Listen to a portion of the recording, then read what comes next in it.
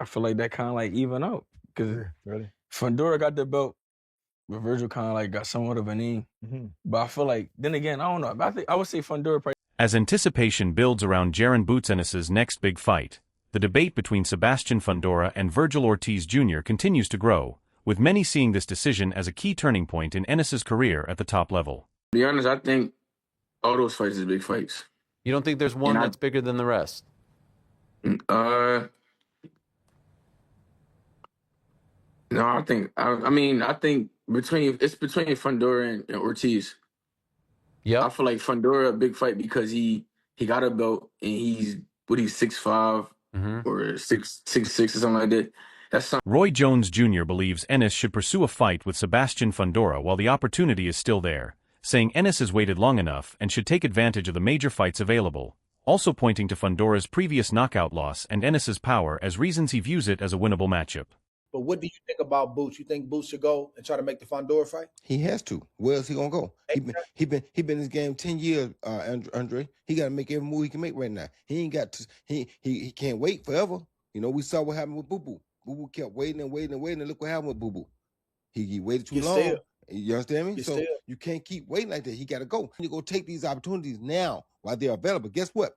Fondora has been KO'd, and you have KO power. So that's not a fight you can't win. There's another huge payday. There's more money. You understand where I'm coming from? So you got to look at it from that side too. But that's not ducking. That's just taking fights the smart way. Taking a smarter fight first. You understand me? So Greg Hackett sees a clash between Jaron Boots Ennis and Sebastian Fundora as the standout matchup in the 154-pound division. And although Fundora still has other business to handle first, Hackett believes the fight is worth making and backs Ennis to settle the debate in the ring. I feel like it's the biggest fight at 54. Of course, it's not next because Fondora got a fight coming, don't he? He got a fight that's mandatory, something like that. If it's Fondora, then it's Fondora. He'll find out. I think Fondora is a good fighter, but I think he's full of shit as well. He talk like nobody never went upside his head, like he never been put down, like he never been put out. You know what I'm saying? He is who he is, and he is dangerous, and that is the best fight at 54. But he'll find out. He'll find out. Boots Ennis appears to have a clear direction in mind, focusing more on getting into the ring with Sebastian Fundora, making it the fight he seems to favor over a potential clash with Vergil Ortiz Jr. at this stage. We don't even think about him now. He made us wait. Well, if you listen to Boots, what's next? Boots already sound on Fondora. I think Fondora is one of the best fighters in that division, and Boots sound Fondora. So Fondora said he won't fight Boots. So it'll probably be in December. Probably be. I'm just throwing it off because Fondora going to fight now. Ennis recognizes the challenge Fundora presents with his size, reach, and overall ability, but he remains confident that he can handle the matchup and believes that facing someone like Fundora could push him to another level and reveal new aspects of his game. We're going to be able to do what we normally do. We're going to take care of that. You know what I mean? Fondora is a tall guy, long arms, and he can fight. You know what I mean? I want to see him, maybe he can bring Boots to another level. You know what I mean? Like I said, they ain't see them levels, all the levels he can do. Tim Bradley highlights the physical tools that make Fundora difficult, especially his long reach and ability to control distance, saying getting inside against him is a serious challenge for any opponent. And it's Sebastian Fundora. You guys know who he is. He's a southpaw too, right? He has range, he has volume, he has punching power as well, okay? He knows how to keep his distance. He's difficult. I know he's been knocked out before. I know that. But you got to go through a dang rain of fire to be able to get close to this guy if he don't want you to get close. Even with those advantages, Bradley still believes Ennis has the tools to deal with Fundora, pointing to his speed, movement, combinations, and bodywork as key weapons that can disrupt Fundora's rhythm. Boots has the style that I believe that can give him fits because of his elusiveness. And Boots is quick on the trigger. He's not as long as this guy, but he got about 74. This other, Fondora has about 80-inch reach. But he has a quick first step. He throws combinations. He is a risk taker. He's a hell of a body puncher. He has a large toolbox, I think, that can give a guy like Fundora issues. Robert Garcia offers a different perspective, saying Fundora's towering frame, awkward style, and continued development could make the matchup very difficult and potentially give him a stylistic edge. Against Fondora, man, I think it's tough, man. Fondora has a style that it's not going to make you look good. I would say I favor Fondora on that one, man. It's a fight that's not going to be easy for Boots because styles make fights, and Fondora lately, since he became champion, he's getting better and better and better.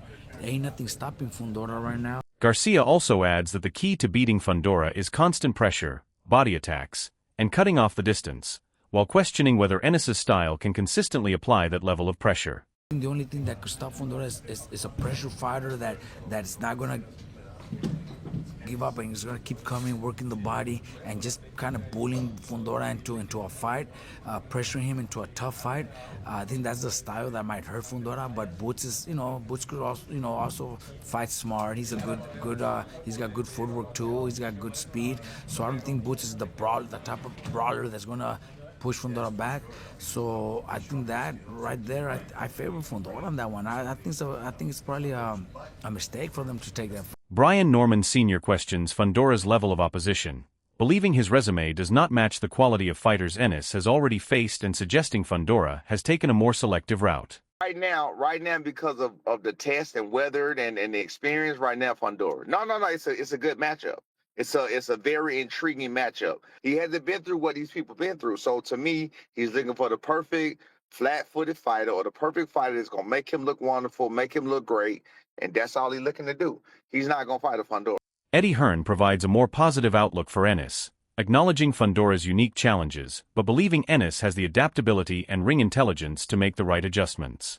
You've got to be good enough to adapt to everything, and that's the problem. A lot of these guys, no disrespect to Keith Thurman, but he's been done for a while. Yeah. But Tim Tszyu, these kind of guys, they're all great fighters, but they just can't adapt to styles. Josh has got an unbelievable IQ. Boots has probably got the best IQ in the game, I think. They can adapt in those kind of fights, and that's what you need to do, because Fondora's a massive problem. Yeah. Because how do you prepare for it? I mean, until you get in there, start getting hit by these arms coming from anywhere. Gary Russell Jr. gives Ennis the advantage, pointing to his speed, ring IQ, and punching power, while still recognizing Fondora's development and toughness. I mean, if he was to take that fight, now look, it's two sides to that contract. I got to send it, and they got to get accepted. So who knows? If he send it and Fondora accept it, then yeah, Boots, he gonna have to work him. Now I feel like he got the punching power and he's creative with his hands enough to put some combinations together to break this guy down. But Fondora, like, they both young. Him, Boots, and Fondora, they're around kind of like the same age. They both young. They both learning. Fondora, he's learning how to box better. Knowing Boots, I'm pretty sure he's going to stay away from Boots. Boots is more craftier than any of the opponents that he ever had. However, Russell emphasizes that Ennis cannot rely only on natural ability, saying Fondora's size may force him to fight differently and require a more complete performance. He really have to go chase his man down. It's always like they either the same height, the styles make it where as though they just like in the center pocket, middle of the ring, and they just going like skill for skill. You know what I mean? With this 7'8" tall guy, he like 7'8". He's not about to stand there. He might, but Boots is really going to have to show a different side of his ability. He's going to have to walk forward. He's going to have to move his head a lot more, not just be defensive discipline, but he's going to have to work in between. He's going to have to be defensive and offensively equally as good. You know what I mean? He's going to work it together simultaneously, dealing with Fondora. Paulie Malignaggi highlights how much Fondora has improved, becoming a more polished fighter while still maintaining his toughness and physical advantages. Adjustment Fondora. Fondora's made a lot of adjustments to his style. So he's getting better. Fondora's getting better, and Fondora's becoming more and more difficult to deal with. He's understanding how to adjust his distance, and a guy who knows how to measure his distances at 6'5", 6'6", at junior middleweight is very, very tough. This Fondora is a bit more difficult to get to because he knows how to take the half steps back, push out, slide in and slide out, and make you pay. And he can still punch and he's still resistant. Malignaggi also sees Fondora as one of the toughest challenges at 154 pounds because of his size, reach, and improved technique, making him an even more complete opponent. Ennis and Fondora. Listen, Fondora's an all-court fight for anybody because of the height and the power that he's got at that weight. But really, to break it down, it would be interesting, and it's a really weird, strange fight to try to figure out who has the advantage there. You know, because Ennis is streaking, but Fondora also seems like he's getting better and more difficult to deal with as well. He's been through a little bit more too, like knocked out. He has. He's been knocked down, all that other stuff. And yes, a lot of blowhards will talk about that. Oh, this guy dropped and this guy hurt him. But I think Fondora's actually gotten a lot better. I think Fondora, the last couple of fights, has really looked a lot better. He's less hittable, fighting in a more cerebral way. He's eliminated some of the flaws in his style while keeping some of the strengths, you know, like keeping the strength. So for me, it's made him an even more difficult guy to deal with. And he was a difficult guy to deal with even with the flaws. But now that you have these improvements in Fondora's game and Fondora's style, I think he becomes even more difficult to deal with. And yeah, like I said, Sean Porter gives Ennis the edge based on his athleticism and skill set, but says the fight could depend on adjustments made during the bout. Looks like he's supposed to beat Sebastian Fundora because he's so fast, because he's so electric, because he's shown tremendous power, because he's shown so many different movements and techniques, and everything jumps off the screen when it's Boots Ennis. But then when you got, like I always like to say, another weapon standing across from you, negating some of the things you do, forcing you to turn off some of the stuff you do. Now, here's the thing that makes this guy dangerous to Boots. What I feel I know about Boots, I don't know if they game plan. To me, it seems like Boots is like, and Dad Bozy, we just gonna get you ready. Can't nobody beat you. Well, sometimes you gotta get ready for the guy across from you. And what I now know about this dude, he getting ready for who's across from him.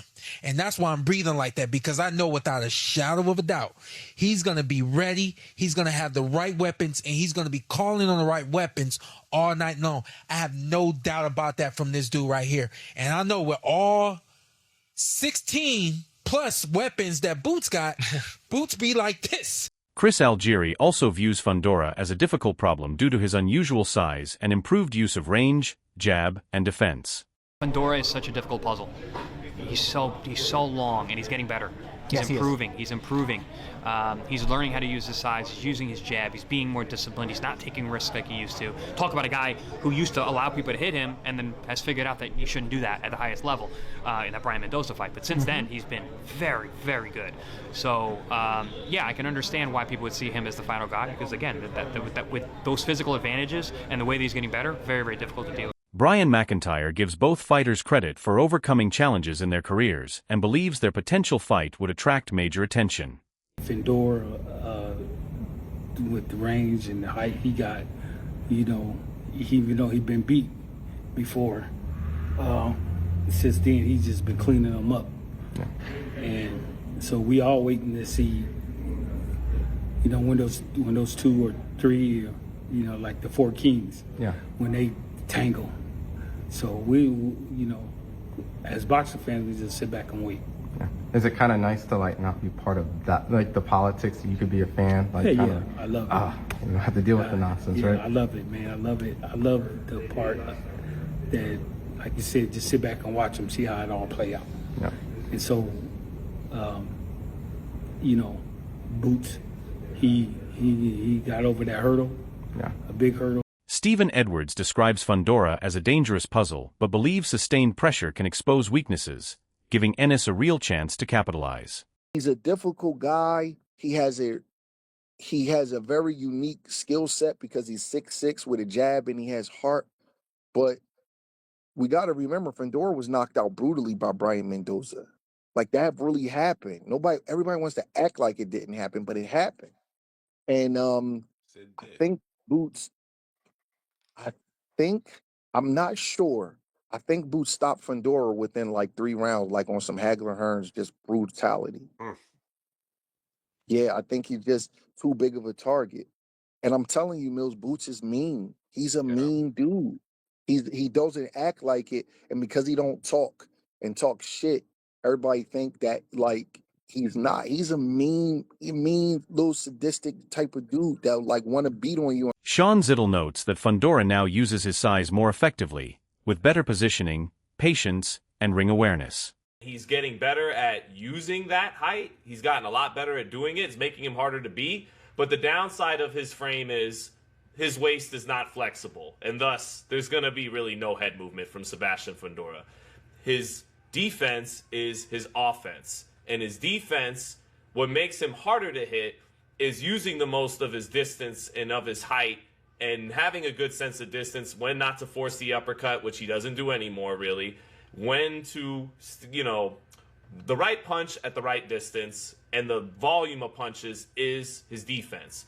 But I felt that he did show being more defensively sound, and he even took a step back once or twice or three times, which for him is a significant development, okay? This is a guy who would just go downhill, downhill, downhill off his jab, and you could just wing shots, and he's going to be right there, and you're going to knock his head around like several fighters have. With everything on the line, Ennis versus Fondora could become one of the most important fights at 154 pounds, giving both fighters the chance to prove who truly belongs at the top.